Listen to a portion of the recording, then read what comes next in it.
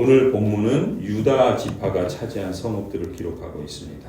20절에서 62절까지는 유다 지파가 기업으로 얻은 유다 성읍들을 길게 나열하고 있지요.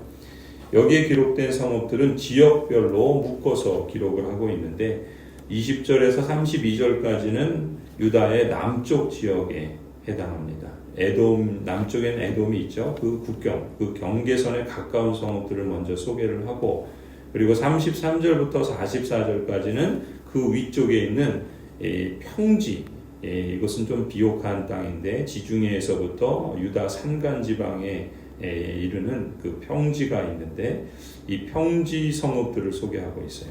그리고 나서 그 가운데 45절부터 47절까지는 이 평지 성읍들 중에 이 블레셋의 도시 아스돗, 에글론, 가사 이러한 도시들이 있다라고 기록하고 있죠. 그리고 이제 48절부터 60절까지는 유다의 산간 지방의 성읍들이라고 볼 수 있어요. 그리고 마지막 61절, 62절은 이 황량한 유다 광야 지역 남쪽 그 사해 근처 남쪽에 있는 그 유다 광야 지역에 있는 6개의 성읍들을 소개하고 있죠. 발음하기도 어렵고 뭐 어디인지 생소한데 이 지루한 느낌까지 주는 이런 이름들을 왜 기록했을까? 유다 지파에게 준 이 땅에 대한 기록이 오늘 우리에게는 무엇을 의미하는가? 질문을 하게 되죠. 이 매튜 헨리라고 하는 신학자는 주석을 하면서 이렇게 말을 합니다. 우리는 딱딱한 이름들이 나열되고 있는 이 장들을 중요하지 않은 무익한 것으로 보고 건너뛰어서는 안 된다. 하나님이 입으로 말씀하시고 손으로 기록하실 때 우리는 귀로 들어야 하며 입으로 읽어야 한다.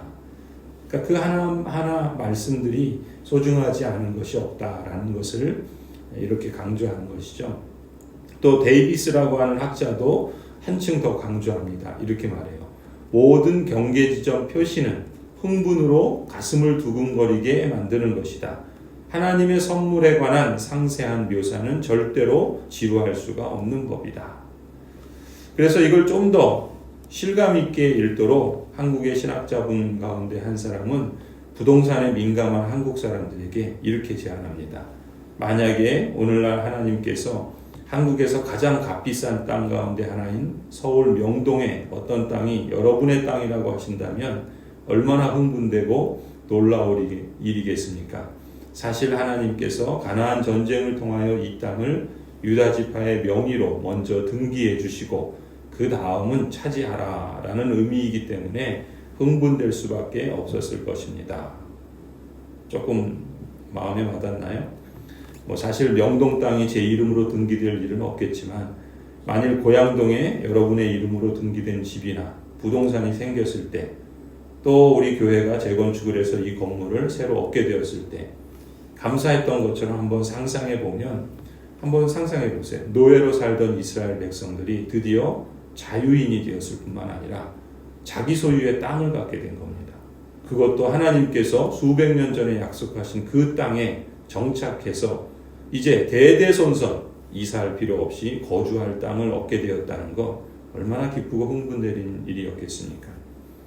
그걸 좀 더 확장해서 우리에게 적용해 보면 언약에 신실하신 하나님께서 이 땅을 기업으로 언약 백성들에게 주신 것처럼 약속하신 영원한 하나님 나라에서도 여러분 각 사람에게 빛나고 영광스러운 영원한 기업을 유산으로 물려주실 것이 확실하지 않겠습니까? 그렇기 때문에 우리는 오늘 본문에서 약속을 성취하시는 하나님, 그 하나님께서 여러분에게도 그 약속을 장차 성취하실 뿐만 아니라 완벽하게 완성해 주실 것을 확신할 수 있다고 믿습니다. 혹시라도 이 세상에서 나의 이름으로 된 땅이나 부동산을 소유하지 못한다 하더라도 여러분은 그보다 수만 배, 수억 배 더 값지고 영광스러운 찬란한 성읍을 얻게 될 줄로 믿습니다. 그런데 오늘 본문에서 또 하나 흥미로운 점은 옥의 티가 있어요.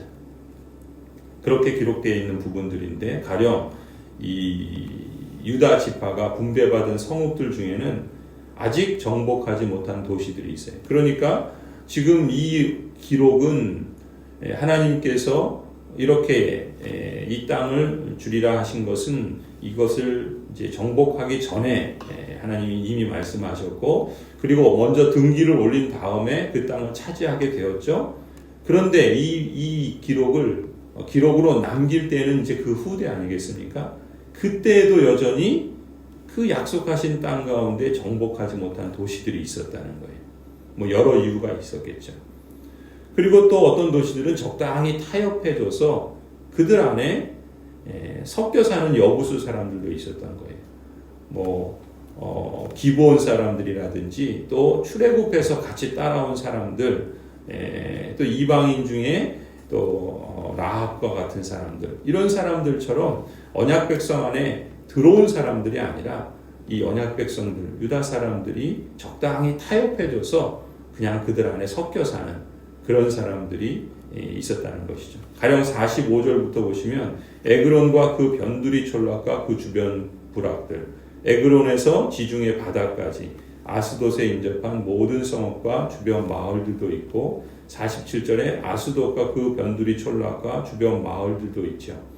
또 이집트 국경지대 강, 지중해, 또 그 해안 일대에 있는 가사, 그 변두리 촌락과 주변 마을들도 여전히 정복하지 못한 도시들로 있는 겁니다. 이게 오늘날 이제 팔레스타인 지역, 가자 지구라고 하는 그러한 도시들도 그 중에 하나이죠. 그런데 또 63절도 보면은 그러나 유다 자손이 예루살렘 성에 살던 여부수 사람을 쫓아내지 못하였으므로 여부수 사람과 유다 자손이 오늘날까지 예루살렘 성에 함께 살고 있다. 민수기 33장에 하나님께서 뭐라고 말씀하십니까? 하나님께서 이렇게 경고하시죠. 55절, 너희가 그 땅의 주민을 다 쫓아내지 아니하고 너희와 함께 있도록 허락하였다가는 그들이 너희 눈에 가시가 되고 너희 옆구리를 찌르는 바늘이 되어서 너희가 살아갈 그 땅에서 너희를 괴롭힐 것이다. 하나님께서 이렇게 분명하게 경고하셨는데 지금 유다 자손조차도 여부수 사람을 쫓아내지 못하고 그들과 함께 섞여 사는 그러한 모습을 기록하고 있죠.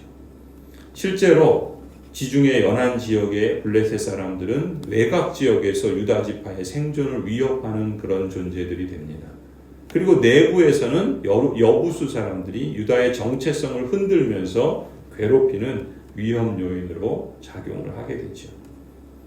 이러한 일들은 오늘 하나님의 동일한 언약 백성인 우리에게도 의미 있는 기록이라고 볼 수 있어요. 가령 힘이나 의지가 약해서 완전히 해결하지 못하고 그냥 어쩔 수 없이 남겨둔 죄악들이 있다거나 적당히 타협해서 버리지 못하고 끊지 못하는 죄악된 습관들을 남겨둔다면 그러한 일들은 결국 우리 눈에 가시가 되고 옆구리를 찌르는 바늘이 되어서 우리가 살아가는 동안 우리를 괴롭힐 것입니다. 매일 성경 해설에서 권면하는 것처럼 적당히 타협하는 것을 적당히 순종한 일로 착각하지 말아야 합니다. 그 죄가 우리를 더 괴롭히기 전에 제거해야 할 줄로 믿습니다. 하나님께서 오늘 본문을 통해서 언약에 신실하시고 또 약속하신 대로 성취하시며 또 우리에게도 동일한 그 하나님의 성실함과 신실하심을 드러내실 것을 우리가 소망하며 이 믿음의 길을 견고히 나아가야 할 줄로 믿습니다. 동시에 우리에게 또 숨겨진 또 남겨진 적당히 타협한 그러한 죄악들은 속히 끊고 또 하나님을 영화롭게 하는 그러한 복된 삶으로 살아갈 수 있기를 간절히 소원합니다.